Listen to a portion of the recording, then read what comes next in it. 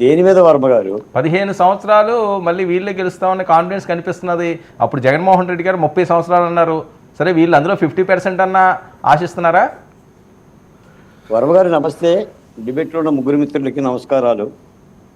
వర్మ గారు, నక్సల్స్ నాయకుడు చారు మజుందార్ అని చెప్పేసి ఒక నాయకుడు ఉన్నాడు. ఆయన కలలు కనలేనివాడు విప్లవకారుడు కాదు అంటాడు. అంటే ప్రతి వ్యక్తి కల కనాలి, అలా కలలు కనకపోతే విప్లవకారులు కాదు అంటాడు. ఆయన ఏమన్నాడంటే 1975లోనే భారతదేశంలో విప్లవం వస్తుందన్నాడు.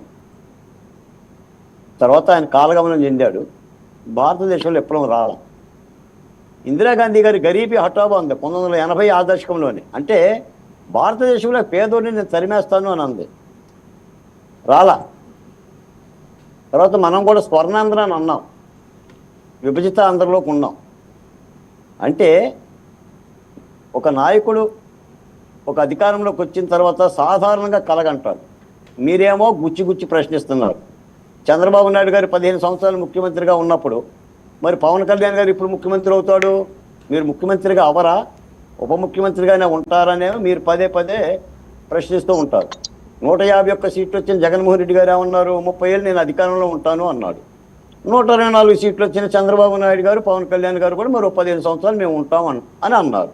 కానీ సాధ్యపడదు. By the people, for the people, to the people అంటే ప్రజాస్వామ్యంలో వాళ్ళు అనుకోవటం తప్ప అందరి జాతకాలు ప్రజల చేతుల్లో ఉంటుంది. అదే బ్యూటీ ఆఫ్ డెమోక్రసీ అంటే ప్రజాస్వామిక అందం. అదే చేత్కరించిన వాళ్ళని గెలిపిస్తారు, గెలిపించిన వాళ్ళని చేత్కరిస్తారు. కాంగ్రెస్ పార్టీకి 450 పార్లమెంట్ స్థానాలు ఉండేవి గతంలో రాజీవ్ గాంధీ అప్పుడు. ఈ రోజున 100 స్థానాలకే పరిమితం అయిపోయింది. 151 స్థానాలు వచ్చిన వైసీపీ పార్టీకి 11 వచ్చింది. 23 స్థానాలు వచ్చిన తెలుగుదేశం పార్టీకి 134 వచ్చింది. ఒక్క స్థానం మాత్రం వచ్చిన జనసేనకి 21/21 వచ్చింది. అది ప్రజాస్వామ్యం యొక్క అందం.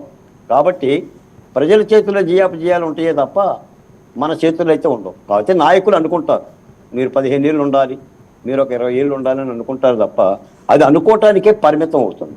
నేననేది ఏంటంటే పరిపాలన ఖచ్చితంగా ప్రజాగమనంలో ఉంటే, అంటే వెన్నెలలో హాయ్ హాయ్ మల్లెల్లో హాయ్ హాయ్ అనే పాటలు మానేసి ప్రజల కన్నీళ్ళేంటి, ప్రజల బాధలేంటి, మనం ఏం వరాలు ఇచ్చాం, మనం ఏం చూస్తానన్నాం, మనం పండగ చేసుకుంటే సరిపోతుందా, ఆదికి అన్నం పెట్టి ఊరికి అన్నం పెడితే సరిపోతుందా, ఓ ఆదికి అన్నం పెట్టినంత ఒకడు, నేను ఊరంతా అన్నం పెట్టానని అంటాడు. ఆదికి అన్నం పెడితే మగోడు అవుతాడు, ఊరికి అన్నం పెడితే మొనగాడు అవుతాడు.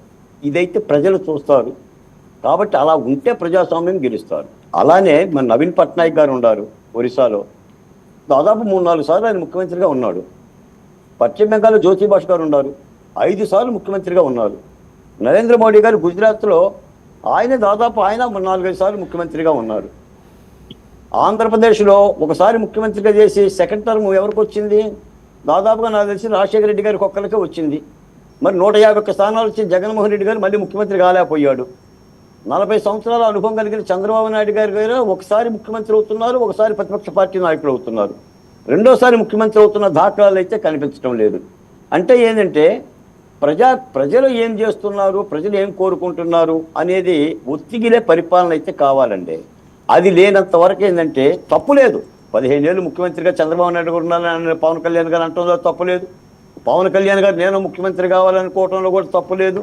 కానీ వెరసి ఏమవుతుందంటే ప్రజలే జీవించాలి. ఇందాక మిత్రుడు చెప్పాడు వివేకు, అప్పటి ప్రభుత్వ విధానాలు, ప్రభుత్వ పద్ధతులను బట్టి 3 పార్టీలు కలిసినాయనని. అలాగనే ఉంటుంది ప్రజాస్వామ్యంలో. ఎందుకంటే అధికారంలో ఉన్న పార్టీకి వ్యతిరేకంగా మిగిలిన పార్టీలు కలిసికట్టుగా పోరాటం చేస్తేనే, ఐక్యంగా పోరాటం చేస్తేనే విజయాలు వస్తాయి. లేదా తలా దిక్కుగా పోతే అపజయాలు వస్తాయి. ఆ రోజు పరిస్థితి ఏంటి?